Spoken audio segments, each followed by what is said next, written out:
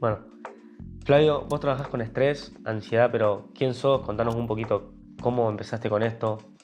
Bien, yo soy doctor en psicología.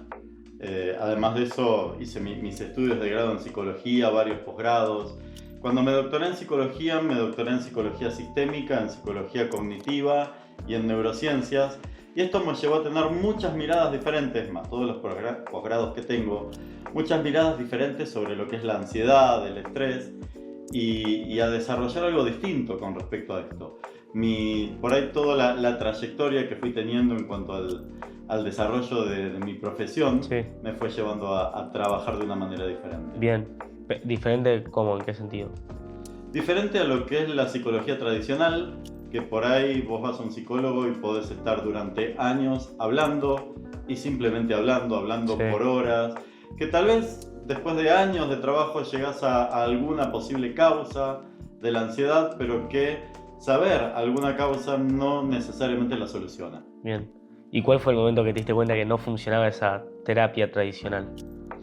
Y la verdad que en la experiencia de muchos consultantes que llegaban a trabajar conmigo, que me decían, mira, yo fui al psicólogo y si yo no hablaba, no me hablaban, o personas que con años de terapia no vieron nunca resultados, tuve el interés de ofrecerle a la gente algo diferente. Bien, Realmente lo que más afecta a la persona con ansiedad, que va a un terapeuta, que va a un psicólogo, es estar mucho tiempo sin ver respuestas. claro. El patrón que se repite es como que suelen pasar esas cosas que quizás no les hablan, etcétera. Sí, no encuentran esta reciprocidad, esta cuestión de que el psicólogo por ahí eh, le dé una respuesta que lo acompañe. Muchos psicólogos que escuchan y no dicen nada, muchos psicólogos que se limitan a los 25 minutos o a la hora de sesión y solo están en conversaciones, Bien. en hablar sobre, pero no Nunca la en solución, ver una solución. claro. ¿Y qué te motivó a crear Neurozen? O sea, ¿cuál es el propósito? El propósito de Neurocen es justamente encontrar soluciones prácticas, rápidas a lo que es la ansiedad. No es hablar sobre un tema, es ver herramientas y las herramientas que una persona puede tener, desarrollar y conocer herramientas nuevas para que la ansiedad deje de ser realmente un problema. Conocer causas es importante, pero es mucho más importante saber qué herramientas usar para trabajar esas causas. Más o menos, ¿cuántos pacientes tuviste a lo largo de tu carrera? Y a lo largo de la carrera más de 3.000 pacientes, la mayoría con temas de ansiedad, de estrés, de gestión de las emociones. Por eso busqué específicamente especializarme en eso. De los más de 3.000 pacientes y consultaste que tuviste a lo largo de tu carrera, ¿cuál es el error que más se repite y casi nadie ve o nota? Uno de los que más se repiten es el tema de querer solución rápida con la medicación. Personas que por la ansiedad toman clona y toman alguna otra cosa y la medicación no soluciona el problema de ansiedad, en todo caso lo tapa Claro, momentáneamente. Además, la persona que toma clonazepam o que toma alguna otra cosa para la ansiedad suele ser un zombie muy funcional que puede dormir tal vez, pero después durante el día no tiene la misma reacción, la misma productividad y que necesita cada vez dosis más altas para tener los mismos resultados. claro.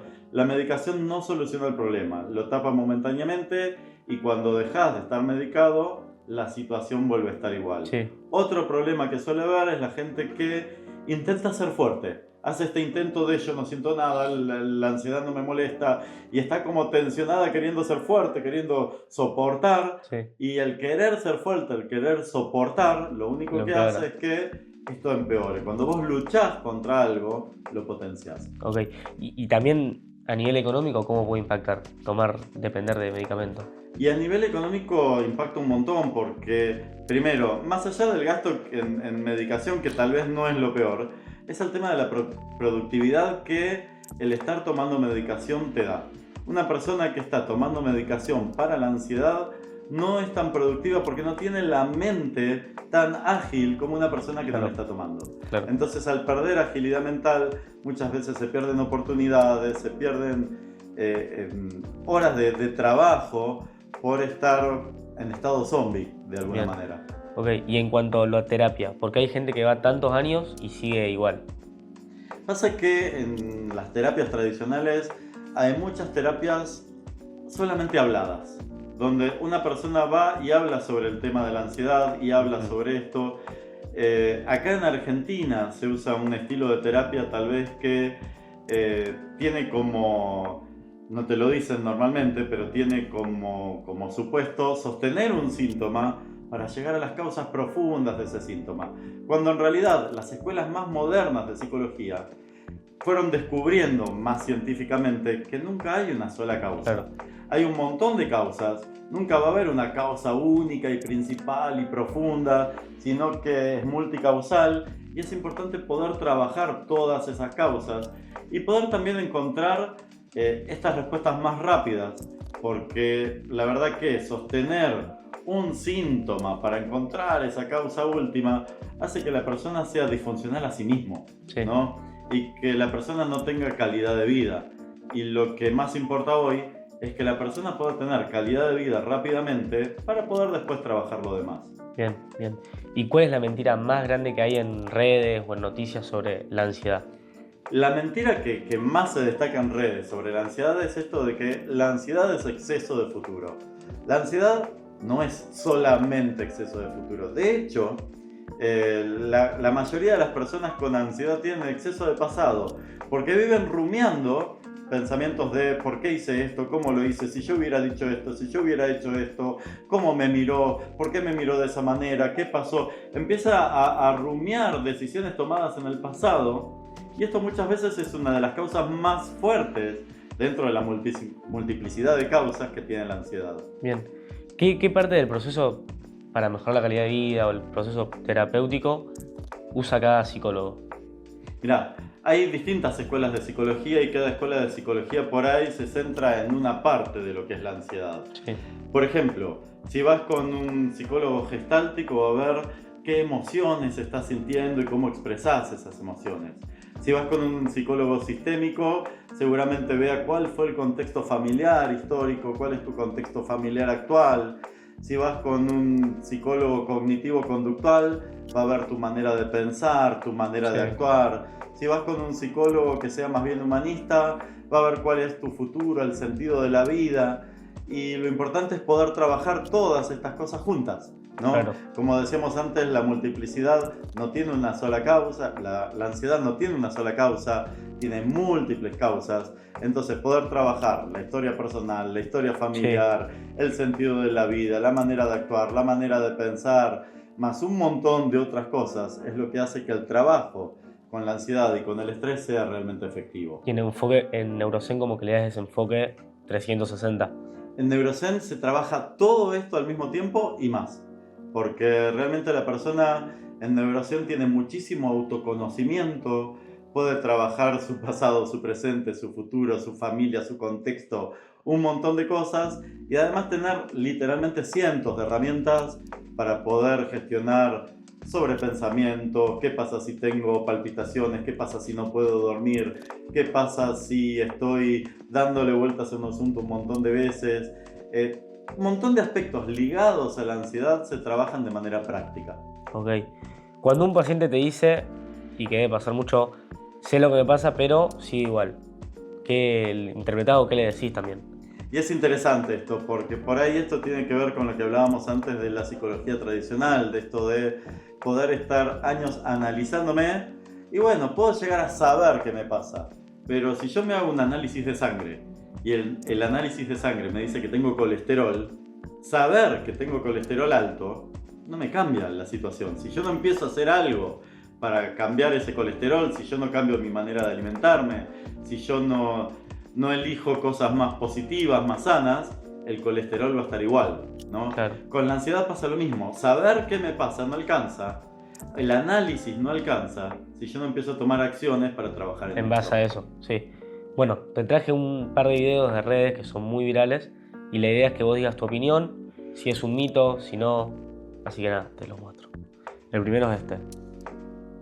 Alfonso, ¿por qué crees que es importante ordenar tu habitación? Porque el orden externo puede ayudarte a reducir la ansiedad mental. Un espacio limpio iguala más enfoque y más energía. Cuando decides ordenar, no solo acomodas cosas, estás entrenando tu disciplina, enfocando tu conciencia. Y esa disciplina se refleja en todo. En tu trabajo, en tus estudios, en tus relaciones y hasta en tus emociones. Las clarifica, te da paz interna. Cuando una persona ordena su cuarto, está empezando a ordenar su vida.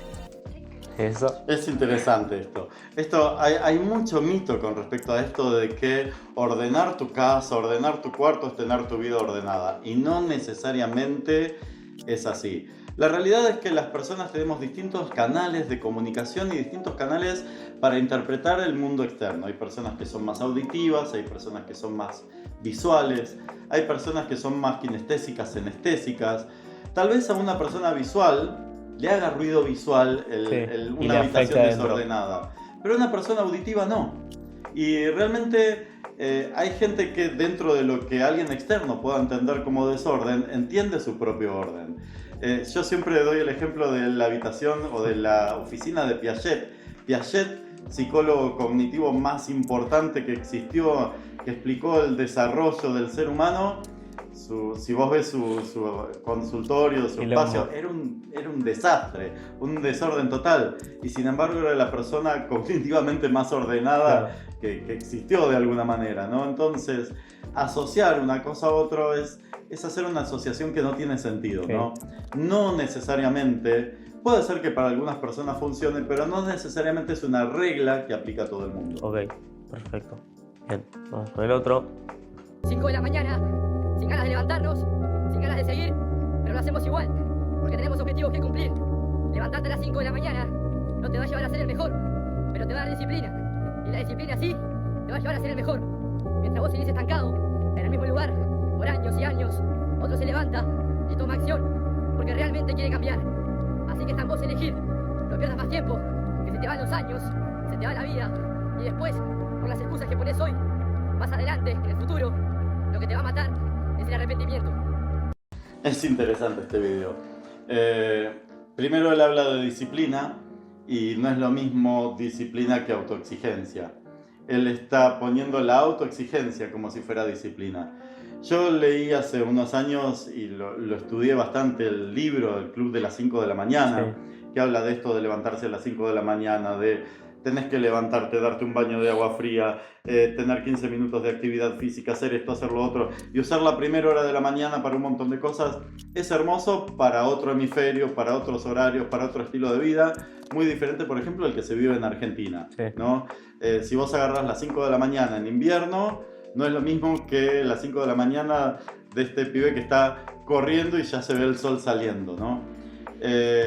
Es importante poder adecuar a nuestra realidad estos videos y no confundir disciplina con autoexigencia elevada. La autoexigencia elevada produce más ansiedad que otra cosa. Entonces, si vos te autoexigís y tenés esta cosa de me tengo que levantar a las 5 y hacer esto, realmente lo que vas a producir es una sensación más ansiógena. Muchas veces no la vas a poder cumplir, vas a sentir más culpa que una sensación de estar disciplinado. Y realmente conviene adaptar estas cosas a tu propia realidad.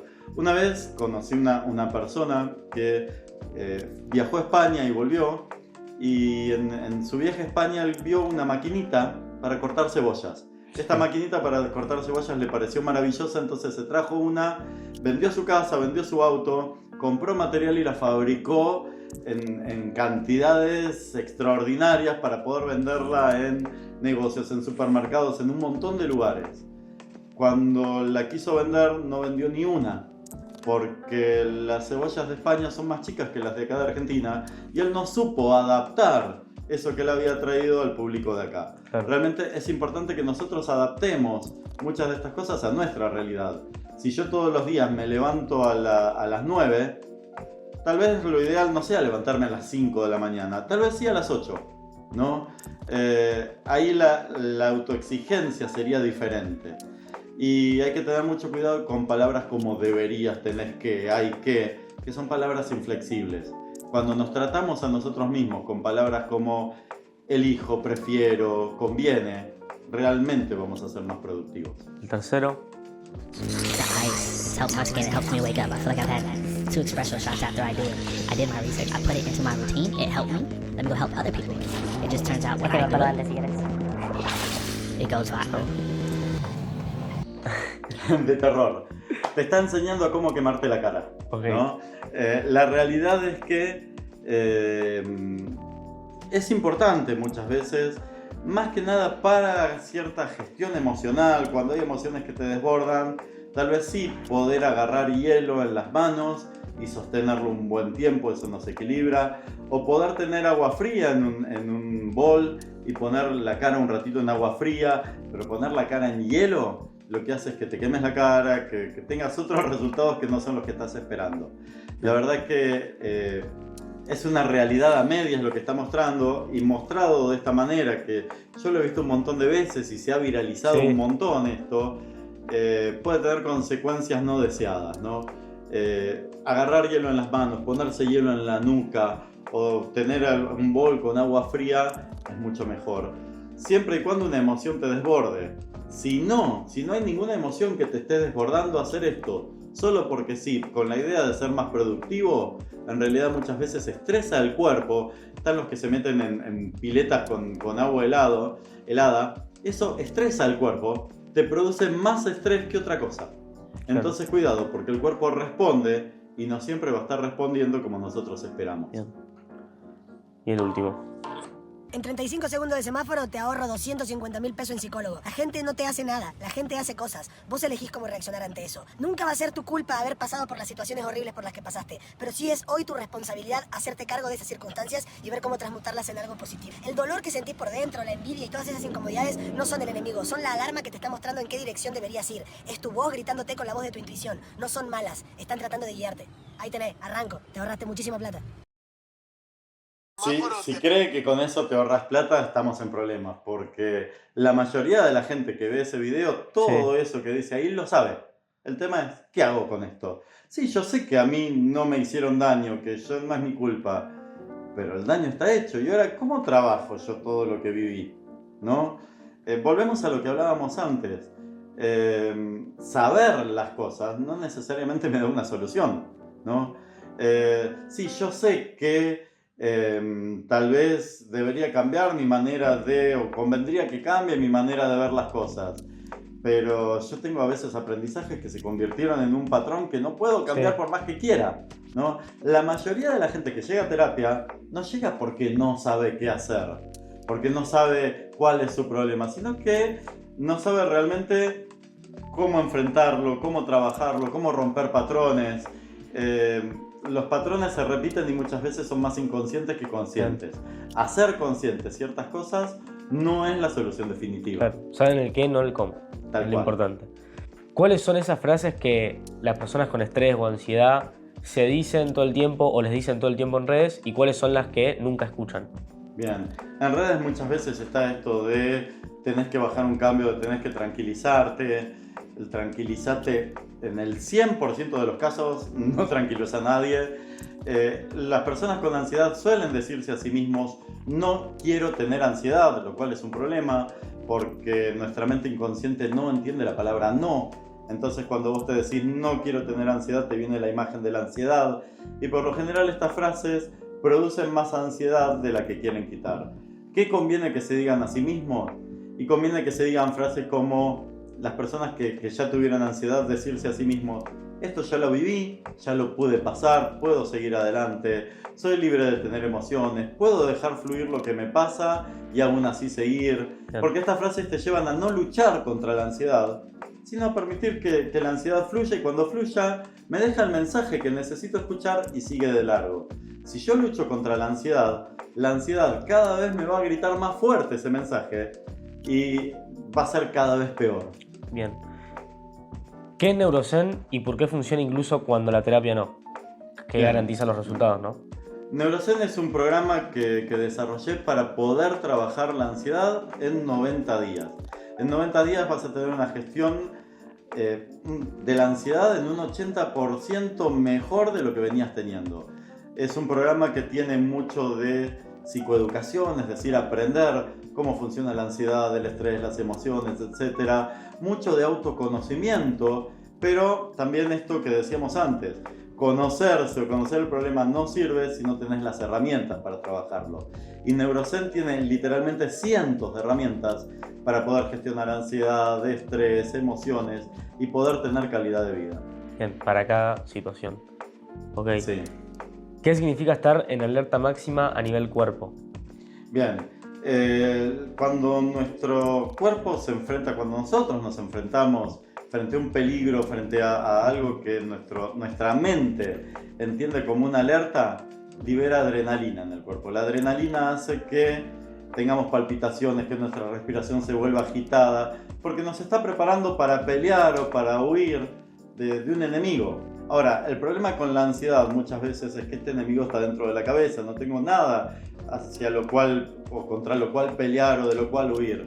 Y esto hace que nuestro cuerpo empiece a reaccionar y reaccionar cada vez más, con más palpitaciones, con más respiración agitada. El cuerpo se pone en una alerta enorme. Además, esto pasa también en el estrés. Cuando mi cuerpo por el estrés está liberando cortisol, que es la hormona del estrés, también me prepara para enfrentar situaciones, pero yo no estoy teniendo descanso.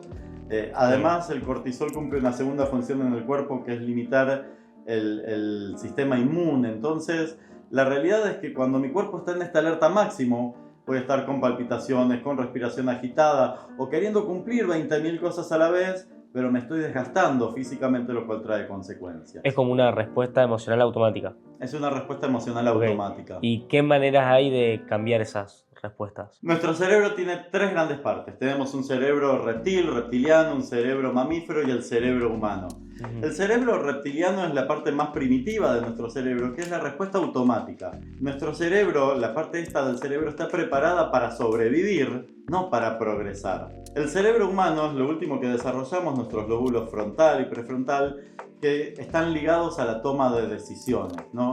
Frente a una situación de miedo, lo primero que reacciona es mi amígdala, el cerebro reptiliano, y muchas veces este miedo me lleva a actuar sin pensar. Ahora, cuando en ciertas situaciones de miedo yo puedo tomarme un segundo, imaginar que doy 2 pasos hacia atrás y poder ver mis pensamientos o poder ver esa situación desde afuera, disociarme de alguna manera, ahí puedo pensar, descubrir mis pensamientos frente a eso y tener una mejor toma de decisiones. Ok. ¿En qué momento un problema emocional pasa a convertirse en un problema de identidad? Bien, hay un tema que tiene que ver con cómo etiquetamos ciertas cosas, ¿no? No es lo mismo decir tengo ansiedad que decir soy ansioso. No es lo mismo decir no hice tal cosa que soy un desastre. Cuando yo empiezo a etiquetarme o a etiquetar a otros con palabras como ansioso, desastre, vago, no sé, montones de cuestiones, estoy convirtiendo algo que es emocional o que tiene que ver también con conductas con algo que tiene que ver con la persona en sí. Y es importante también poder entender que nosotros no somos ni nuestras emociones ni nuestras conductas. En todo caso podemos cambiar emociones y conductas, pero si yo me etiqueto como ansioso, lo estoy convirtiendo en algo de mi persona y ahí se va a volver más difícil hacer un cambio. Ok. Y ahora un tema bastante importante y que se trata en el psicoanálisis. ¿Qué pensás sobre la infancia y sobre cómo determinar a lo largo de tu vida? Bien, es interesante porque el psicoanálisis, que es la escuela más tradicional, siempre va a la infancia, ¿no? Y siempre vuelve a la infancia y además tiene un concepto bastante negativo de la infancia. Freud decía que los niños son perversos polimorfos, o sea, que tienen todas las perversiones posibles en todas sus formas. Mientras que las escuelas de psicología más modernas tienen otra concepción del ser humano, en especial escuelas humanistas, donde ven al ser humano como una persona que nace con potencialidades y que muchas veces la sociedad, los mandatos familiares, etcétera, nos fueron limitando, ¿no? Pero estas potencialidades siguen estando dentro nuestro y podemos volver a desarrollarlas y volver a crecer. La realidad es que no es necesario volver a la infancia siempre para tener respuestas a lo que nos sucede hoy, ¿no? Y es mucho más importante poder trabajar el aquí y ahora, lo que hoy pasa, lo que hoy vivo, antes que estar siempre volviendo a la infancia, más desde un concepto tan negativo de lo que es la infancia. Ok. Ahora te hago una ronda de preguntas rápidas. ¿La ansiedad se cura? La ansiedad tiene solución. No voy a usar la palabra cura porque la palabra cura parece modelo médico. La ansiedad no es una enfermedad. Ok. En algunos casos es necesaria, pero se soluciona. Ok. ¿La terapia tradicional sirve? La terapia tradicional puedes estar años haciendo terapia sin resultados. Ok. ¿El cuerpo memoriza emociones? El cuerpo memoriza emociones y a veces reaccionamos sin saber a qué reaccionamos. ¿La gente realmente cambia? La gente cambia, si no, no sería psicólogo. ¿Qué es lo primero que mirás en un paciente? Lo primero que miro en un paciente son sus potencialidades. Bien. ¿Se puede amar bien sin sanar? A ver, una persona puede amar, a veces está ese mito de primero tengo que amarme a mí mismo para amar a los otros. Se puede amar y también es importante el trabajo después de trabajar en uno mismo. Ok, bueno, esas son las preguntas. Ahora vamos más a temas específicos, por ejemplo, de ansiedad. ¿Cuál o por qué siempre vuelve cuando parece que ya desapareció? Muchas veces la ansiedad vuelve porque se trabajó desde un aspecto. Como decíamos antes, hay muchas escuelas de psicología que trabajan distintas partes. Yo puedo ser funcional trabajando un aspecto, pero si no trabajé otros, eso me va a generar ansiedad nuevamente. Ok. En cuanto al estrés, ¿cómo es el estrés en personas con alta toma de decisiones en cuanto a lo laboral y por qué es tan peligroso? En las personas que tienen que tomar grandes decisiones, el estrés es aún mayor porque tal vez las decisiones no los afectan solo a ellos, sino que afectan a la gente con las cuales trabajan, ¿no? Muchas veces hay decisiones que tienen que ver con el trabajo, los sueldos, el bienestar de un montón de personas y eso hace que el nivel de estrés aumente un montón. La realidad es que esas personas necesitan poder trabajar en tiempos de poder hacer stop y trabajar en sí mismos para que este estrés no se vuelva un estrés crónico, un estrés negativo y realmente puedan trabajar con una toma de decisiones acertada. Ok, ¿cuándo el estrés es bueno? ¿Cuáles son? El estrés es bueno, el estrés es necesario, porque sin una cantidad de estrés adecuada, no tendríamos propósito, no tendríamos motivación en la vida. El estrés nos motiva. El problema es cuando el estrés ya alcanza otros niveles, donde empiezan a afectar nuestro cuerpo, donde empiezan a afectar nuestro sueño, donde empiezan a afectar nuestro sobrepensar. Ahí se empieza a volver destructivo y nocivo. Ok. En cuanto a la autoestima, ¿cuál es lo que nadie habla y lo más importante sobre eso? Bien, hay algo que se dice poco o que se dice mal. Muchas veces se habla de alta autoestima o de baja autoestima, cuando en realidad no existe una autoestima alta o una autoestima baja, no hay un medidor de autoestima. Hay una autoestima sana y una autoestima que no lo es. Porque una persona que es egoísta no es que tiene una autoestima altísima, tiene una autoestima que es defectuosa, ¿no? Claro. Que no es sana.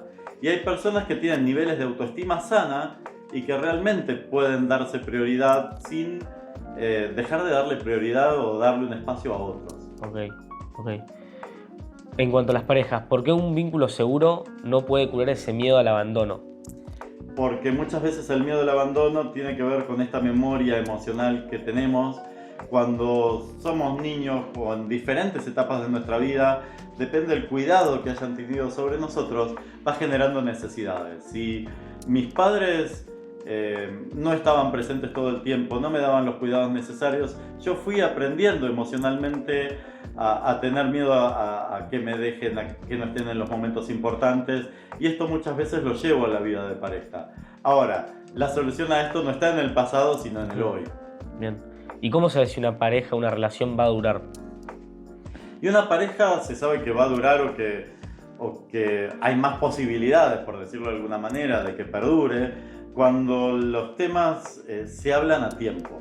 Las parejas no se destruyen porque haya grandes problemas, sino por problemas cotidianos, chiquititos, que no se hablaron, que no se dijeron a tiempo, temas que tienen que ver con lo económico, que tienen que ver con pequeños modales, con pequeños desencuentros diarios. Cuando las cosas se hablan a tiempo, sin miedo a perder al otro, las cosas se pueden solucionar y las parejas pueden tener mucho más duración. Bien. Un patrón que vimos ahora los últimos clientes de Neurozen es que muchos pertenecían a empresas familiares. ¿Por qué trabajar con tu familia puede ser tan desgastante emocionalmente? Las empresas familiares tienen una cuestión que es muy difícil para la persona de gestionar. Porque en cualquier otra empresa vos salís de tu trabajo y dejaste el trabajo en el trabajo. En las empresas familiares suele suceder que trabajo con mi familia y el fin de semana comemos el asado, comemos los fideos y hablamos de trabajo. Y en el trabajo hablamos de familia. Y no hay esa desconexión entre trabajo y familia que es necesaria para que la mente no se estrese. Claro. Si yo llevo a mi familia los temas del trabajo y a mi trabajo los temas de familia, no tengo un punto de cierre de lo que es el trabajo o de lo que es la familia. Y esto hace que las empresas familiares suelan ser mucho más estresantes que otro tipo de empresas. ¿Y cómo se puede sanar un vínculo emocional así?